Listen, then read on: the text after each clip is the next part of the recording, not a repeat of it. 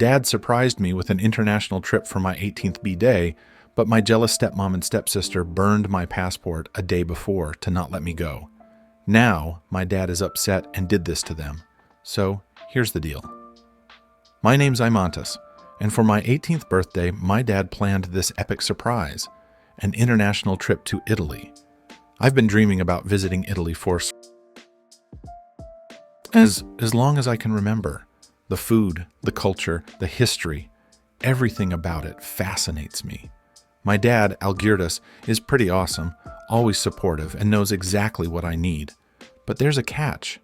My stepmom, Rasa, and my stepsister, Katrina, are absolute nightmares. I remember the day my dad told me about the trip like it was yesterday.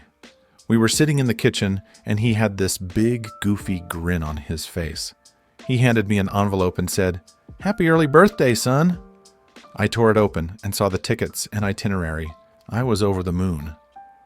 Rasa and Katrina were sitting in the living room, pretending to be interested in their magazines. Rasa's face twisted into this sour expression when she saw my excitement. Katrina, who's just a year younger than me, rolled her eyes so hard I thought they'd get stuck. I knew they didn't like me much, but I didn't care. I was going to Italy. The next few weeks were a blur of planning and excitement. I couldn't stop talking about the trip. But as the departure date got closer, I noticed some weird shit. Rasa and Katrina were being unusually nice to me, offering to help pack, giving me travel tips, stuff they'd never done before. My gut told me something was off, but I brushed it aside. Maybe they were finally trying to be decent family members. Then, a couple of days before the trip, I caught Katrina snooping around in my room. She had this guilty look on her face and mumbled something about borrowing a charger. I didn't think much of it at the time, but looking back, I should have known she was up to no good. The night before we were supposed to leave, my dad and I had a little celebration. We ordered pizza, watched a movie, and talked about all the things we were going to do in Italy. I went to bed that night feeling like nothing could ruin my birthday. I woke up the next morning, the day of our flight, feeling like a kid on Christmas. I went to grab my passport from my desk drawer, but it wasn't there. I tore my room apart looking for it, but it was nowhere to be found. Panic set in, and I rushed to my dad, who started searching too. Rasa and Katrina were in the kitchen, sipping their coffee and pretending to be concerned. I could see the smirk on Katrina's face, and it hit me. They did this.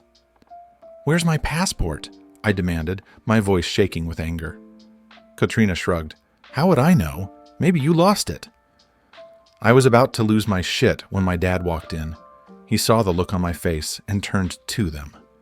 "What did you do?" he asked, his voice low and dangerous. Rasa tried to play innocent, but my dad wasn't buying it. He pressed them until Katrina finally cracked. "We burned it," she admitted, a smug grin on her face. "We didn't think it was fair that you get to go on this trip while we stay here." I felt like the ground had been pulled out from under me. My dream trip, the one thing I'd been looking forward to for months, was gone just like that. I was devastated, and my dad was furious. My dad lost it. I've never seen him so angry. He yelled at Rasa and Katrina, calling them out for their jealousy and cruelty. Rasa tried to defend herself, saying it was just a prank, but my dad wasn't having it. He told them both to pack their bags and get out of the house. Rasa started crying, begging him to reconsider, but he was done. "You've crossed the line," he said. "Imantas is my son, and I won't let you treat him like this." Katrina tried to act tough, but I could see the fear in her eyes. They packed their things and left, and for the first time in a long time, the house felt peaceful. But I was still heartbroken. The trip was off, and there was no way to get a new passport in time. My dad sat me down and apologized over and over again. "I'm so sorry, son," he said. "I had no idea they'd do something like this." A few days later, my dad surprised me again. He managed to pull some strings with a friend in the government and got me an emergency passport. We rescheduled the trip, and a week later, we were on our way to Italy. The trip was everything I'd hoped for and more. We explored Rome, Venice, and Florence, ate amazing food, and made memories I'll cherish forever. My dad and I grew even closer, and I realized how lucky I was to have him in my life. When we got back, things had changed. Rasa and Katrina tried to come back, but my dad stood firm. He filed for divorce and cut them out of our lives for good. It was tough at first, but we found our rhythm and moved on. Now, looking back, I'm grateful for what happened. It showed me who really mattered in my life and brought my dad and me closer together. And as for Rasa and Katrina, I hope they learned their lesson about messing with someone's dreams.